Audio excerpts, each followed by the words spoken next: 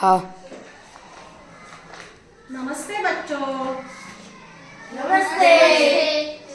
चलो आज हम 7वीं कक्षा का 5वीं कविता रचना है बंदर का धंधा।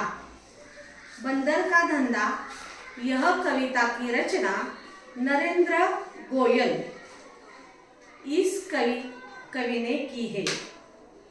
नरेंद्र जी गोयल जी का जन्म 21 अक्टूबर 1963 में गाजियाबाद में हुआ। उनकी रचनाएं हैं गीतमाला, गीत गंगा, गीत सागर, झूला झूले, चींची चिड़िया आदि। नरेंद्र जी गोयल है उनकी अपने बाल साहित्य बड़े ही प्यारे हैं। नरेंद्र गोयल जी बाल मनोविज्ञान के ज्ञाता माने जाते हैं। बाल उपयोगी साहित्य उन्होंने बहुत सारे बनाए हैं। इनमें से एक बंदर का धंधा। बंदर का धंधा यह कविता उन्होंने रची है। इस कविता में कवि ने वनौषधि द्वारा जाने वाले पारंपरिक उपचारों के बारे में इसमें प्रकाश डालने की कोशिश की है। चलो बच्चों, तो फिर आज हम देखते हैं बंदर का धंधा। आपको बंदर मालूम है? कहाँ होता है बंदर? पेड़ पे, जंगल में। ऐसे ही बहुत सारे प्राणी जंगल में रहते हैं। बंदर है, फिर भालू है, फिर बिल्ली है, फिर लोमड़ी है। और इन सब बच्चों की एक दिन सभा होती है और उनमें खेल खेल में ही औषधि, पुरानी औषधि कैसे उपयोग की जाती है यह बताने की कोशिश नरेंद्र गोयल जी ने प्रस्तुत कविता में की है। तो चलो मैं यह कविता आपको पढ़ाती हूँ। बंदर का धंधा। हाथ लगा बंदर के एक दिन टूटा फूटा आला।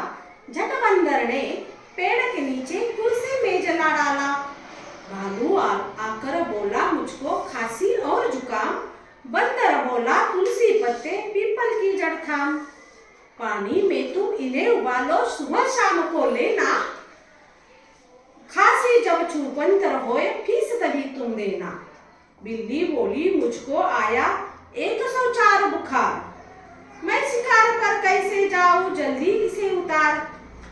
बंदर बोला रसगिलोय का 3 बार तुम पीना। कल ही डांस करोगी टीना मीना डीना। तभी लोमड़ी आकर बोली चिकना सुंदर मुझे बनाओ। मैं ही देखूं सबसे सुंदर ऐसी बूटी लाओ। बंदर बोला घी कुमार तुम दोनों समय लगाओ। चमकेगा कुंदन सा चेहरा फीस कभी तुम देना। चल निकला बंदर का धंधा अब वह मौज मनाता। अच्छी अच्छी जड़ी बूटियां जंगल से वह लाता। तो बच्चों, आप इस कविता में से जान गए हैं कि बंदर डॉक्टर कैसे बना है और उसने औषधि का उपचार कैसे शुरू किया है।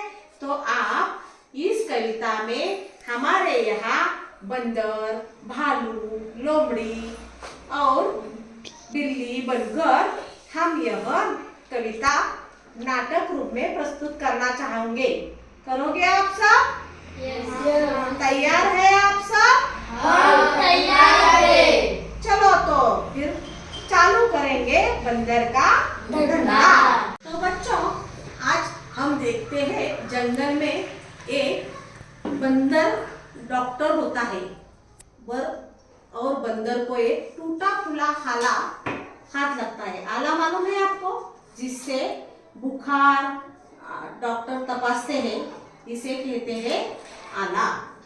तो बंदर ने नीचे एक कुर्सी मेज में डाला और वह अपनी डॉक्टर की करने लगा। तो देखो उसे पेशेंट आ गया है भालू। भालू को क्या हो रहा था? खांसी और जुकाम। खांसी जुकाम मालूम है आपको? खांसी खोखला और जुकाम, बहुत सारा ताप हो रहा था।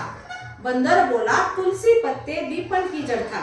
तुलसी के पत्ते आपको मालूम है? तुलसी के पत्ते और पीपल की बूटी लेकर इन्हें उबालकर जब भी सुबह शाम को लेते हैं तो बुखार छूमंतर हो जाता है, ऐसा बंदर का कहना है। फिर उसे दूसरा पेशेंट आता है, वह होता है बिल्ली। बिल्ली आती है और बोलती है मुझे बहुत सारा बुखार है, 104 बुखार है बिल्ली को। तो बंदर उसे क्या देता है? रसगिलोय का देता है और बोलता है अब तुम ठीक हो जाओगी और डांस भी करने लगोगी। इतने में लोमड़ी आती है। लोमड़ी चाहती है कि मुझे सुंदर बनाने के लिए कुछ दवाई दे दो, कुछ दवाई दे दो। तो बंदर घी कुंवार खाने के लिए, सुबह शाम घी कुंवार खाने के लिए कहता है और ऐसे ही बंदर का धंधा चालू होता है।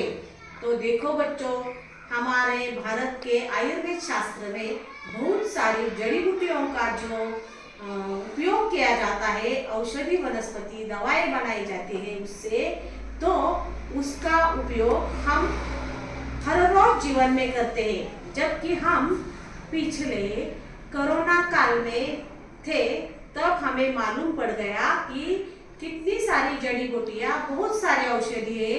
यही इस कविता में बताने की कोशिश की है। तो फिर हम इस कविता के नाट्य रूप में प्रस्तुत करेंगे। आप तैयार हो बच्चों? हाँ, तैयार है। तैयार है।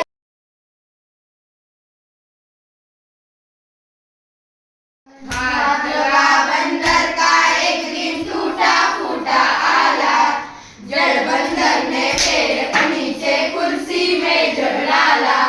भालुआ पर बोला मुझको खांसी और जुकाम, बंदर बोला तुलसी पत्ते पीपल की जड़ डाल।